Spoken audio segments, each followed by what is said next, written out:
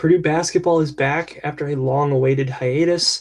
It's a Purdue team that had an entire week off in between games where they played Maryland last Sunday, and they're back in Mackey Arena with another bottom-of-the-barrel Big Ten team in Oregon coming to town. Ethan, this is an injured Oregon team. This is an Oregon team missing their clear two best players in Jackson Shellstad and Nate Biddle. Likely going to be missing them for the remainder of the year. What do you make of this matchup? Is there anything that you think Oregon might be able to do to compete with this Purdue team in Mackey Arena? No. Yeah. So you mentioned Biddle and Shellstad are out. They were both 13 Big Ten last year. Like those are legit, like all conference level players. They're very, very good.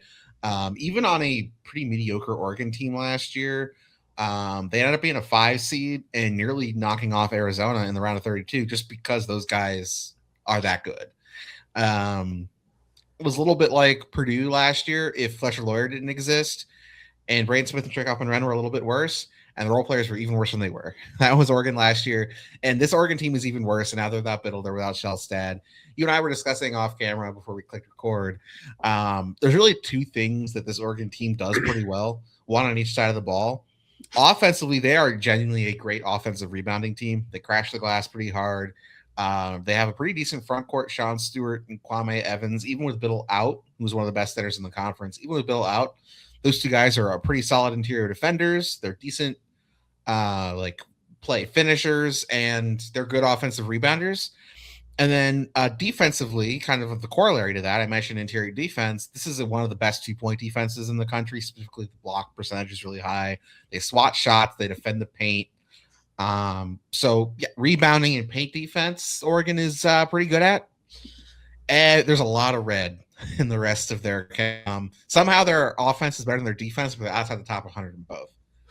Yeah, I mean, you mentioned the offensive rebounding rate and the block rate. This is when you look at the roster and what's left now that Shellstad and Biddle are gone, it makes sense, I think. I mean, you're looking at a team that I mentioned didn't really have any depth outside of those two guys, but at the very least, Kwame Evans and Sean Stewart in the front court have some talent and some athleticism, and those are at least two high major level players. The backcourt is just kind of a disaster without Shellstad. It hasn't really been good, and I think that's partially why you see so much red on this team sheet. I mean, it's a team that takes a lot of threes, but doesn't make a whole lot of threes, and they're not much better from 2-point range offensively. They turn the ball over a lot offensively, and they do not force a whole lot of turnovers on the defensive end. So it's a team that really isn't very efficient on either end of the floor, but loses the possession battle most games anyway. It will be interesting to see Purdue's defensive rebounding. I think that's the big matchup that people should be watching here. Even if you don't really, even if the game's not really in question, I do think it's important to see how this Purdue defensive rebounding kind of works against a good offensive rebounding team. If they're able to keep Oregon off the glass offensively, I do think that's a very positive sign, and that's kind of like the one positive takeaway I think that there could really be to come out of this game, because it really wouldn't shock anybody if Purdue scored like 1.5 or 1.6 points per possession, I don't think. I mean, this is a terrible Oregon defense, and it wouldn't shock anybody if Purdue held this Oregon offense to around 50 points. So I think between the talent gap and this game being played in Mackey Arena, it's just this is a tall ask for Oregon. And I think that's why the rebounding matchup is what sticks out to me as something to at least pay attention to throughout the entire game. Yeah, the rebounding battle, I think that's going to be important because we've gotten on previews and recaps before with this Purdue team, especially in this losing streak, and the rebounding has really fallen off for Purdue. And Oregon's not a great defensive rebounding team. They're fine, but they're largely average, especially with Biddle out. And that's one area. I mean, Purdue's always been a better offensive rebounding team than defense. This could be a big Trey Kaufman-Renn game on the glass. Like, he could really be crashing the boards. We'll stylistically get into what Purdue offense is going to look here in just like 15 seconds, but Trey, I think, is going to have a big chance on the offensive glass, but then defensively, Purdue's focus really, waxes and wanes, you could say, on that end. And in a world where Oregon does keep this close in a Mackey Arena, it's probably because they just crash the glass really hard and Purdue is pretty lazy boxing guys out. Like if you're painting a picture of where Oregon keeps this within a 10-point game for 30 minutes and you just never feel great and Purdue's really never able to pull away, they're probably just going to generate a lot of second chances. And we know Purdue's interior defense isn't great, especially off of offensive rebounds when guys are out of position. That's probably how that's going to happen if it does. But back to the Purdue offense, because this game, I think, could follow a very similar game script to Maryland, the way the Purdue offense runs, in that Oregon is one of the worst 3-point defenses in the country. They give up a lot of shots from three, a little bit like Purdue and very much like Maryland. They crash the paint hard and they really try and force teams to play from the perimeter. And Purdue is more than happy to do that with their collection of guards. We saw what Fletcher Lawyer and Braden Smith did. Jakari Harris had a pretty good scoring game. We could see maybe a little bit more from Omer Meyer and CJ Cox in this game. I don't know, like Trey could be in line for another 7-10 game, just because he's not going to get a lot of shots because they're going to be leaving guys wide open at the 3-point line. Yeah, I think Trey might actually be on triple double watch going into this game. Maybe this is the first time saying this for a non Braden Smith Purdue player, but it would not shock me if you looked up and he was like at 11, 11, and 10. And I mean, if they play through Trey Kaufman-Renn, which I think they could, he could pick up a lot of assists. That's going to be the one that'll keep him from getting a triple double, I believe. But yeah, I think Purdue will be perfectly content to play through their guards in this game. This is an Oregon team that is centered around kind of protecting the paint and protecting from 2-point range. And you mentioned it, they just leave shooters a lot of times. Like it's almost a more drastic version of like what Purdue and Nebraska do, and albeit a much worse version. I mean, it's pretty much just leaving guys instead of actually funneling shots to specific players. It would not shock me at all for this to be another massive Fletch game. Like I think there's going to be at least 5 or 6 possessions where Fletcher finds himself just kind of standing on the perimeter by himself with the ball in his hands. And, you know, when that happens, I think that's very likely going to result in a 3 for Purdue. And I think Purdue's perfectly content to run offense like that. I agree. And then defensively, this Oregon front court is solid. It's a solid high major front court. Not comparable to Purdue's front court, but their back court really struggles. And they're playing right now through Drew Carter and Takai Simpkins in the backcourt.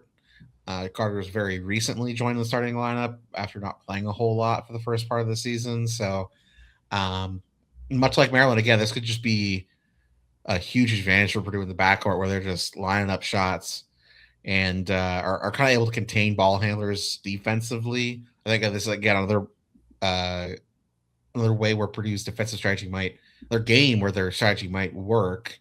Oregon takes a lot of their shots from three. They don't shoot well from three, and they're one of the worst paint shooting teams in the country.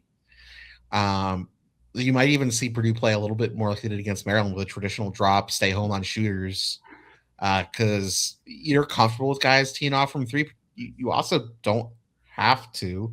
They're not great from three, but those tend to be the best shots they generate. And if you play a traditional drop, just keep your man in front of you, make him finish over you. Oregon is not very good at doing that. Yeah, one thing to note that may be a little bit of danger to Purdue fans. Takai Simpkins is actually getting Geo Baker as his most similar player comp on Ken Pom. So it's a guy that Purdue fans, I'm sure, will remember. But no comment. I do not think that he's Geo Baker personally. So I'm not sure Purdue has much to worry about. And on that note, we've now spent 9 minutes on Purdue versus Oregon. I think that's plenty of time to kind of get across how we feel. Ken Pom has this as an 18-point win for Purdue, 82-64. Both Oregon and Purdue do play pretty slow, so it's only projected as a 64-possession game. One of those kind of more grinded-out games than some of the teams in the Big Ten like to play. How do you see this going? Do you think Purdue covers the 18? What do you think the score is looking like? 64 might be generous, honestly. Both of these teams play pretty slow. Neither of them force turnovers or turn the ball over. Like this game is just going to be a lot of shots going down for Purdue, not as many going down for Oregon. As long as Purdue cleans up the defensive glass, I think this game is going to be a pretty low possession game. Oregon's lost 7 straight. Give me Purdue. I like 84-56. I'll say this is closer to 30 than 20. And in terms of bold prediction, because I did say I wanted to get us both a bold prediction for a player on Purdue in this game, give me Omer Myers scores 20. Oh, gosh darn it. He took mine. I was going Omer as well. I'm thinking he's going to feast on this backcourt. I'm with you. Oregon and Purdue both, when they play other very slow paced teams, like both teams have played games in the 50s possessions wise in the last 5 games. Neither team is scared of not a rock fight, but a crawl. Neither team is really scared of that pace. And for Oregon, I think it's one of those things where efficiency wise, they know that they can't be as efficient as their opponents over longer stretches of games. Whereas I think Purdue is content to be as efficient as possible in a low volume and say you can't match our efficiency.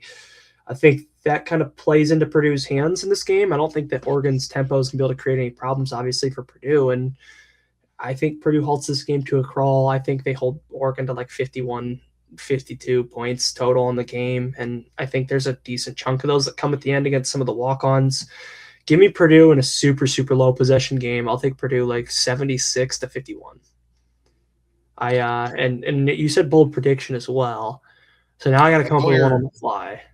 I saw your Omer Meyer one. If you take that, I did. There was another one I was kicking around. I like the Trey Coppin triple double watch. I think I'll go Trey Kaufman-Renn has a 10-10-5 game. I won't go triple double just because I don't think that he's going to be played through enough. But I will let you have the Omer Meyer shine. All right. I will take Trey Kaufman-Renn to have at least 10 points, 10 rebounds, and 5 assists in this game. I think this is a versatility game for Trey Kaufman-Renn. For sure. And Omer, like, he's going to play so many minutes because Purdue's going to be up early, and then they'll take Braden out, and he'll just get kind of whatever shots he wants. I do want to correct something I said earlier. Oregon has lost 8 straight, not 7. So yes. There you go. But with that, we promised we would keep this under 10 minutes, and we're at 12 because the 9-minute mark was our cutoff. I said I would literally cut you off and say it's time for predictions. So we got to 9 minutes and we weren't there yet, and we were right at 9. And then we went with bold predictions, and here we are. But that's going to be it for our Oregon preview. Nice Saturday, early afternoon game. A little unfortunate for Oregon coming over from the West Coast, but that's life in the Big Ten. We'll be back to recap that, of course, and then big game against Nebraska in Lincoln next week. That'll be a fun one, so stay tuned for our thoughts on that. For sure. It wouldn't be the Boilermaker Breakdown without us going at least 3 minutes over schedule. And I do believe this is probably the shortest preview, probably the shortest video in general that we'll have up on the channel. So enjoy that quick listen, everyone.